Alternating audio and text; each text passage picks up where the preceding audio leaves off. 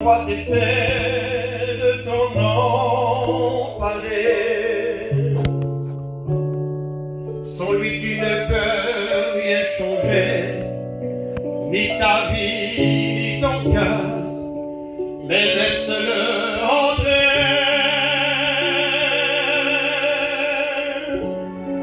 Combien de temps vas-tu rester assis? C'est pas comme ça que tu auras la vie. Sans lui tu ne peux rien changer, ni ta vie, ni ton cœur, mais laisse-le entrer.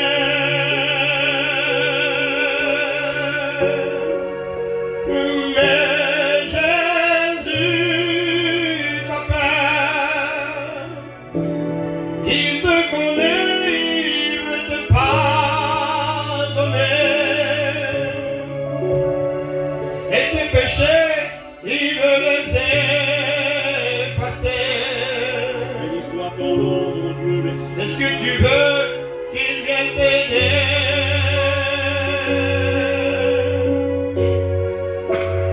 Mais Jésus t'appelle, il te connaît, il veut te pardonner.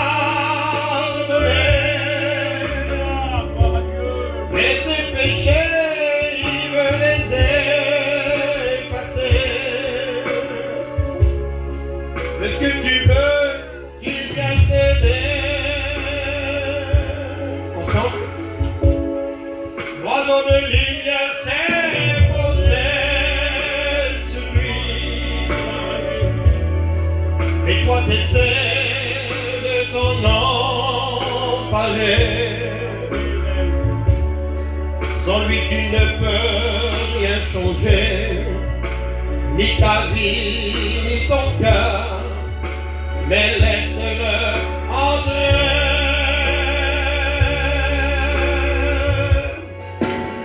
Mais Jésus t'appelle, il te connaît, il veut te pardonner. Et tes péchés, il veut les effacer. Est-ce que tu veux qu'il vienne t'aider?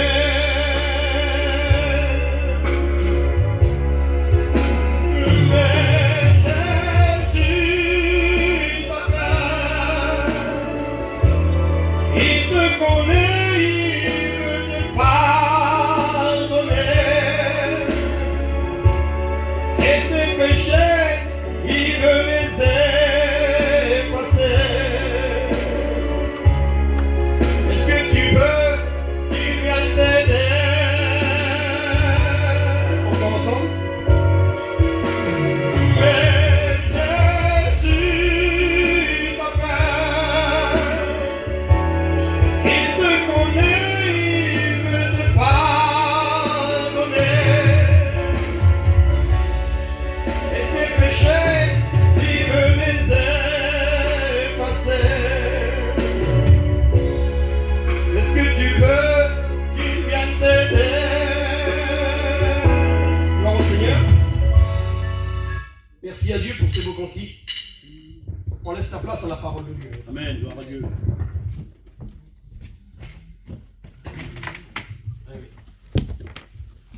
Voilà, gloire à Dieu, merci au Seigneur.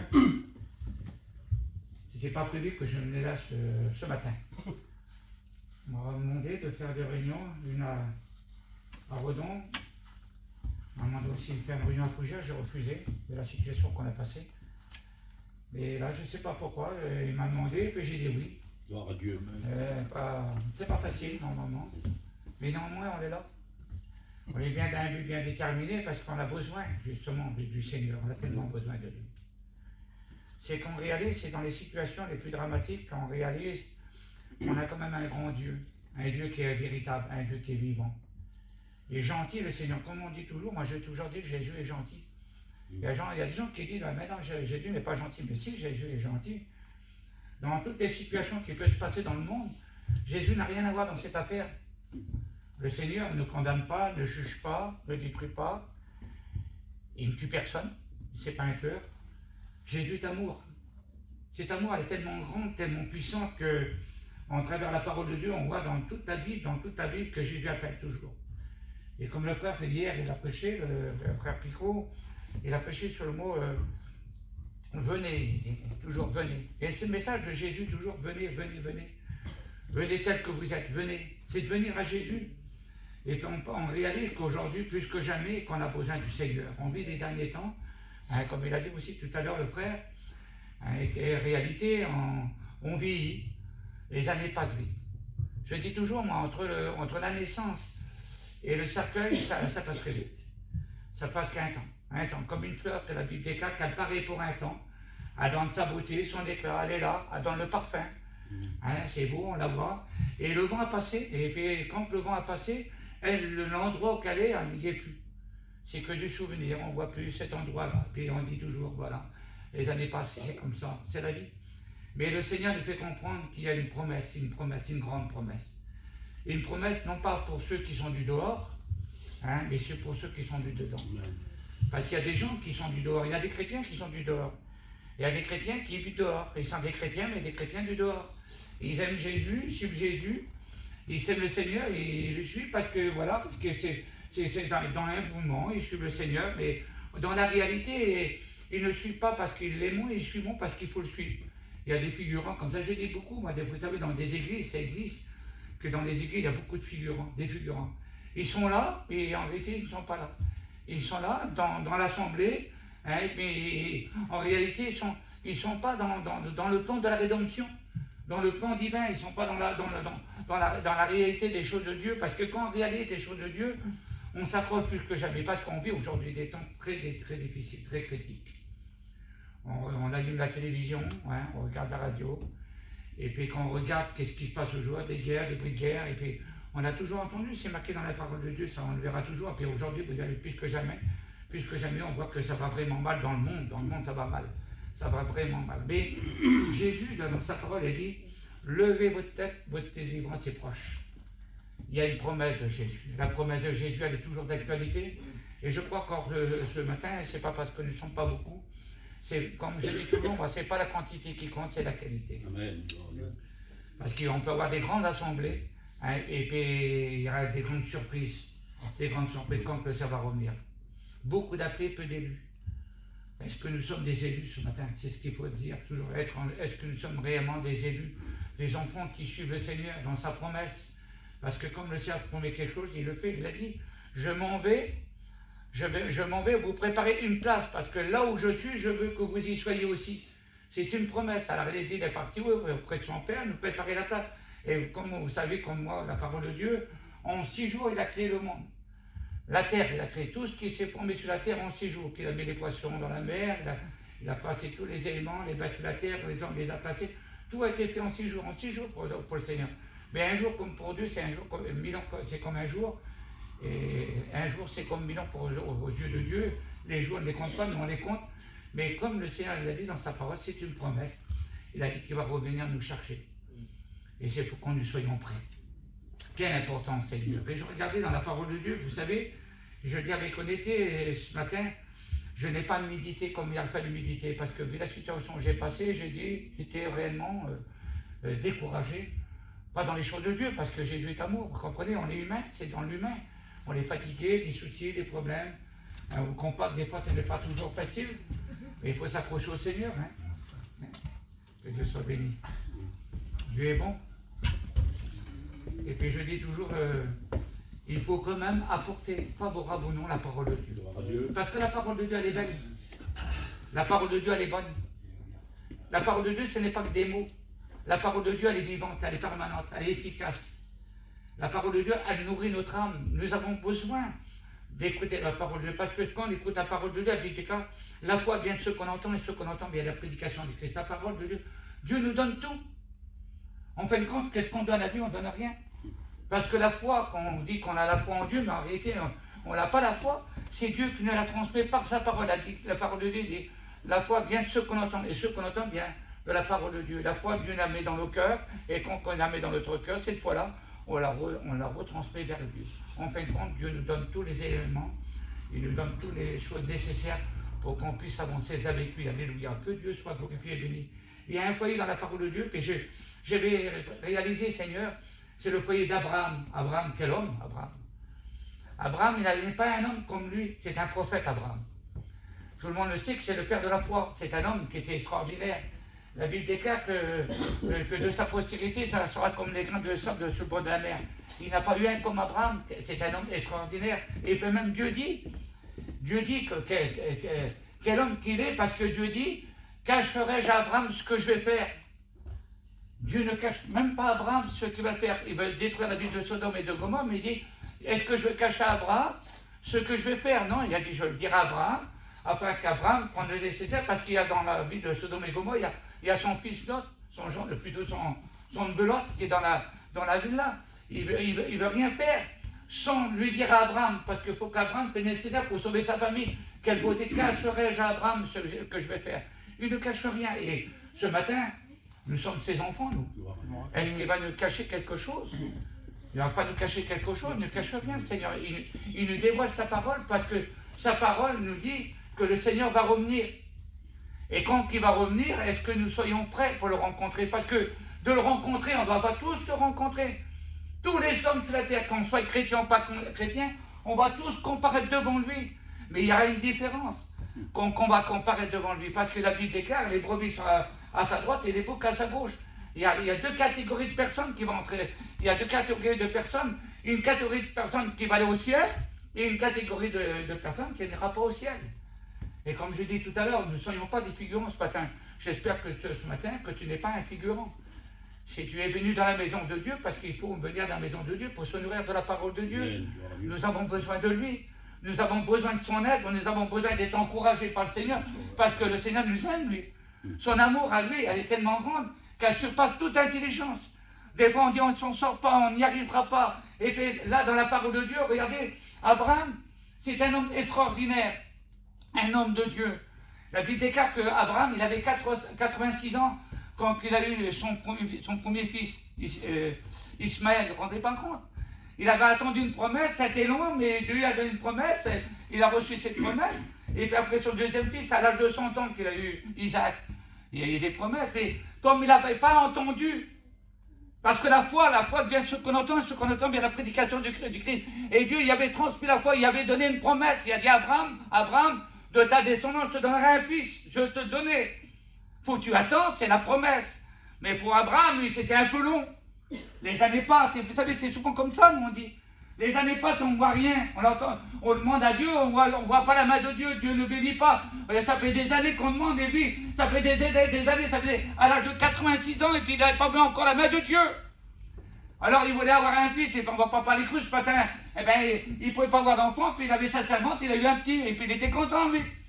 Il avait son fils Ismaël, il était content, il avait un fils, il était content. Mais Dieu lui avait dit, c'est pas le fils de ta servante, c'était le fils de ta femme que je veux te donner, c'est une promesse. Je t'ai fait une promesse, et tu n'as pas entendu, pourtant c'est l'homme de la foi.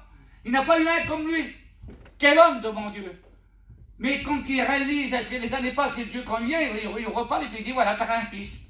Et le fils, il s'appelle Isaac, ça veut dire rire. La femme, elle a rigolé. Je dis pas peut-être à ce point-là, on va pas avoir un petit. Forcément, on va pas. C'est un peu grave de dire ça, mais c'est comme ça. Mais Dieu a une promesse, une promesse. Quand Dieu donne une promesse, il donne une promesse. Et puis ce matin, peut-être que tu attends une promesse. Peut-être qu'elle est longue, la promesse. Moi c'est pareil, j'ai entendu des promesses, ça fait 40 ans que je prêche la parole de Dieu. Ça fait 42 ans passés sur 43 ans que j'appartiens à Dieu. J'attends des promesses, je ne les ai pas vues. Et je demande toujours, et je n'ai pas les promesses que je demande, j'attends ces promesses de Dieu. Mais j'attends, il faut attendre. Parce que quand Dieu dit quelque chose, il le fait toujours. Et lui, cet homme-là, il avait reçu une promesse, il n'avait pas attendu forcément. Mais quand il a eu le petit, là, forcément, Ismaël, il était content, 14 ans le petit il avait. Son petit, forcément, c'était toute sa vie. Hein. Forcément, l'âge qu'il avait, il avait le petit là, c'était la joie dans le poignet, c'était l'allégresse. Il était content, il y avait les bergers, il y avait les moutons, il y avait tout. Le petit était par là, c'était tout. Il s'amusait, oui, son petit, il était content. Mais la petite école, il avait fait une promesse. Et la promesse, c'était le fils d'Isaac. Isaac, il fallait avoir Isaac, il l'a eu. Mais voilà, dans le foyer, la Bible déclare qu'il y a de la jalousie, tout le monde pas compte. La jalousie se installe dans le foyer, c'est marqué comme ça, j'ai marqué la parole de Dieu, parce que c'est comme ça que ça se passe, c'est marqué noir sur blanc dans la Bible. Entre Agar et Sarah, ça ne va pas du tout. Il y avait de la jalousie, ça n'allait pas du tout, et à tel point que Sarah a dit à Abraham, il faut que ta servante ait fait son petit, qu'il s'en va de la voiture, on n'en veut plus à la voiture.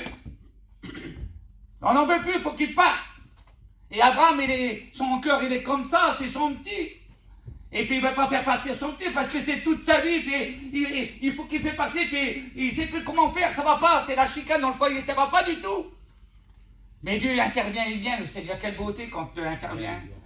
Des fois, Dieu change des situations que on ne peut pas comprendre comment Dieu peut parler et puis de faire de telles choses. Parce que Dieu va lui parler, il dit voilà, écoute ta femme et puis prends ta servante Agar et puis son fils Ismaël, tu vas le prendre et puis tu vas le faire partir. Allez, il faut qu'il parte, il faut qu'il dégage de la voiture. Et Dieu dit, laisse-le partir. Parce que je vais faire une descente de toi, mais je vais faire aussi une descente de ton autre fils. C'est une promesse, parce que quand Dieu donne une promesse, il le fait. Et bien sûr que là, dans ce moment-là, Abraham, mais forcément, il avait le cœur comme ça, mais il est obligé de le faire. Alors il donne une couche d'eau et du pain à Agar, et puis voilà, il la porte pas n'importe où. Il la dirige pas vers la belle ville. Ok, il y a des palmiers, il y a tout ce qu'il faut, c'est la grande maison, il y a des maisons et tout. Non, il la place devant le désert. C'est marqué comme ça, il la place devant le désert. Et quand on passe devant le désert c'est aride. Le désert, c'est chaud, c'est dangereux. Il y a des scorpions, il y a tout ce que tu veux, il y a des serpents. Et la Bible déclare qu'Abraham, il donne à Agar, il donne le pain et l'eau. Et l'enfant de 14 ans, et puis il faut qu'il parte. Et là-bas, cette femme, elle part. Elle marche dans le désert, elle part. Le cœur déchiré de cet homme-là, c'est normal. Un homme extraordinaire. Abraham. Dieu lui parle, Abraham, quel homme pourtant. Il voit son petit, et puis sa compagne qu'elle part. Et la Bible déclare que Agar, elle part, elle marche. Et elle marche.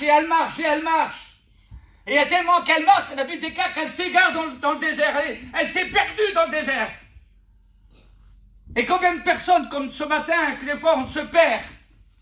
On est perdu dans notre opposition. Des fois, on est chez nous, et puis même à la Réunion, on est perdu, on ne sait plus qu'on en est. Et des fois, on tourne en rond parce que cette femme, la Bible déclare qu'elle marche, elle s'est perdue. Elle tourne en rond, elle ne sait plus où qu'elle va. Elle était tellement désorientée qu'elle n'avait plus de pain, elle n'avait plus d'eau, elle était désorientée, elle était attristée, elle était dans l'angoisse. La mort était certaine pour elle, pour son fils.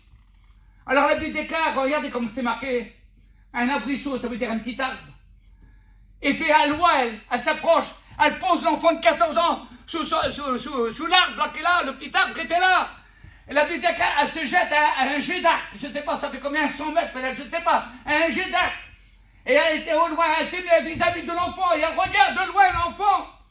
Et elle sait que son fils va mourir, elle est attristée, elle est angoissée. Elle pleure. Et la Bible déclare que l'enfant qui est sous l'arbre là, de 14 ans, la Bible déclare qu'il prie, parce que l'enfant prie. De 14 ans, il est comme prier, et elle est comme prier aussi. Parce qu'elle était désespérée. Elle était angoissée, elle a dû se dire, qu'est-ce que je fais là, moi? Qu'est-ce que je fais? Qu'est-ce que j'ai fait dans le foyer là? J'ai rien demandé, j'étais la servante, j'ai rien demandé du tout. C'est à cause de ma maîtresse que je suis dans la position là. Elle aurait pu se révolter. Et la Bible déclare que l'ange de l'Éternel l'entend. Quelle beauté, Seigneur! L'Éternel l'entend. La Bible déclare la prière, c'était pas la prière de cette femme, d'Agar. Pourtant, elle a prié, mais l'ange dit, j'ai entendu la voix de l'enfant. J'ai entendu la prière de l'enfant. Et je suis descendu. Agar, qu'as-tu, Agar? Il dit l'Éternel, qu'as-tu, Agar? Parce que cette femme, elle était angoissée, elle était attristée. Je ne voudrais pas qu'on avec vous ce matin. Mais vous démontrez la grandeur de Dieu. L'amour de Dieu. Pourtant, cette femme, elle était là, attristée. L'ange est descendu, il a dit, ne t'inquiète pas, tu vas prendre l'enfant par ta main. C'est lui de ta main, prends-le. Car je veux faire de lui une grande nation. Comme le petit peuple manouche aujourd'hui. Il a été rejeté, le peuple manouche voyage a été rejeté. Mais Dieu a pensé à nous. Amen. Quelle grâce, Seigneur. Et elle, c'était pareil, Zinda. Elle n'avait rien demandé, c'était pas la promesse, c'était pas la belle maison, c'était pas avec Abraham. Non, non, c'est une femme partie dans le désert, rejetée de la société. Elle se trouve seule. Mais que la Bible déclare comme un malheureux crie, l'Éternel l'entend. Gloire à Dieu. Quelle beauté, Seigneur, qu'on crie à Dieu avec un cœur vrai. C'est pas avec des mots, avec des paroles, le Seigneur n'en veut pas, des bonnes paroles, des belles paroles, des belles phrases, n'en veut pas. C'est du cri du cœur. Elle a crié de son cœur, et puis la Bible déclare que l'ange de l'Éternel est descendu. Il a dit, prends ton fils par la main, prends ta cruche d'eau. Et la Bible déclare, il lui ouvre les yeux. C'est bizarre ça, Seigneur. Est-ce qu'elle était aveugle, cette femme, dans le désert? Elle n'est pas aveugle. La Bible déclare, il lui ouvre les yeux. Et quand ses yeux sont ouverts, vis-à-vis d'elle, il n'était pas loin, il y avait un puits. Le puits de l'alliance avec Abraham, avec Ismaël, avec Abimelech. Il y avait une alliance, Abraham, avec Abimelech. Il avait fait le puits de la réconciliation. Et le Seigneur, ce matin, il y a le puits de la réconciliation. Amen. Le puits était tout près, elle ne l'avait pas vu, elle ne voyait pas, mais le Seigneur lui ouvre les yeux. C'est peut-être ton cas ce matin. Tu passes par le désert et tu ne vois pas le puits de la réconciliation. Tu ne vois pas la bénédiction qui est tout près de toi. Des fois on crie au Seigneur et on ne réalise pas. Mais le Seigneur est descendu, il l'a béni, alléluia. Il voudrait te bénir ce matin. Il voudrait t'accorder cette grâce particulière. Peut-être tu es découragé, tu es angoissé, tu n'y arrives pas, tu te poses des questions. Mais Seigneur, il y a combien de temps que je te prie? Combien de temps que je te demande et je ne reçois pas? Je ne suis pas béni, Seigneur. Pourquoi je ne suis pas béni, Seigneur? Tu ne t'es pas posé la question, pourquoi tu n'es pas béni? Il faut prier avec le cœur. Amen. Les mots, ça n'intéresse pas des belles prières. Invoque-moi, dit Seigneur, invoque-moi au jour de la détresse. Elle a invoqué, elle. Elle a prié avec son cœur, elle a prié. Mais la Bible déclare que c'était la voix de l'enfant. Devenez comme des petits enfants, dit Seigneur. Car le royaume des cieux pour tous ceux qui le ressemblent. C'est ça qui te manque ce matin. Peut-être que tu passes dans le désert. Jésus a passé dans le désert. Pendant 40 jours, il a passé dans le désert. Tout chrétien doit passer par le désert. La Bible déclare, il faut que tu passes par le désert pour que je te parle. Il faut que tu passes par le désert. Si tu ne passes pas par le désert, je ne peux pas parler. Si tu es dans la ville, je ne peux pas parler pas que dans la ville. C'est le tumulte. C'est les problèmes. S'il y a du bruit, trop de bruit, et Dieu ne va pas te parler dans la ville, alors il te fait passer par le désert. Des fois, il faut passer par le désert. Et quand on passe par le désert, là, on réalise. On réalise qu'on est seul dans le désert. Et quand on est seul dans le désert, c'est quand on est seul, soi-même dans son camping, je ne sais pas, dans sa maison, je ne sais pas où tu vas te trouver, mais dans cette salle ce matin, si tu réalises que tu es dans le désert là, tu es tout seul entre toi et ton Dieu. Et ton Dieu veut te bénir ce matin. Amen. Il ne juge pas le Seigneur, lui. Gloire à Dieu. Il ne condamne pas le Seigneur. Merci Seigneur. Les hommes vont passer outre. Les serviteurs vont passer outre. Nos familles, peut-être qu'ils passent outre, mais Jésus ne passe pas outre. Il arrête toujours, lui. Quand tu cries au Seigneur, Jésus s'arrête. Gloire à Dieu. Il y a des hommes qui ont crié au Seigneur. Quand ils ont crié au Seigneur, le Seigneur s'est arrêté. Dans toute la Bible, vous verrez dans la Bible, tous ceux qui ont crié au Seigneur, Jésus s'est arrêté. Et quand Jésus s'arrête, il ne s'arrête pas pour regarder. Il s'arrête parce qu'il veut nous bénir ce matin. Amen. Alors, je ne voudrais pas plus loin. Je voudrais rester dans ces quelques mots. Pas compliqué. Tout simple ce matin. Gloire à Dieu. On baisse la tête ensemble. Gloire à On prie le Jésus. Seigneur. Merci Seigneur. Jésus t'aime ce matin. Gloire à Dieu. Gloire à Dieu. Et comme cette femme, parce qu'elle a passé par le désert, elle était toute seule. Elle se croyait abandonnée, elle. Elle était dans la tristesse, elle pleurait. Ton nom soit glorifié. Elle était vis-à-vis de son fils, elle le regardait de loin. Mais certainement, mon fils va mourir, puis je vais mourir là. Mais elle n'avait pas réalisé, à quelques mètres d'elle, il y avait le puits de la réconciliation. Le puits de la bénédiction. La Samaritaine, elle était au puits, elle puisait toujours, elle puisait toujours. Et Jésus a dit, si tu bois de l'eau que je vais te donner, elle va jaillir jusqu'à dans la vie éternelle. Vous savez qu'est-ce qu'elle a dit, cette femme-là? Donne-moi de cette eau que je viens plus puiser ici. On ne veut plus puiser au monde, on veut puiser au puits de Jésus. Amen. Alors, je vais demander à un petit peu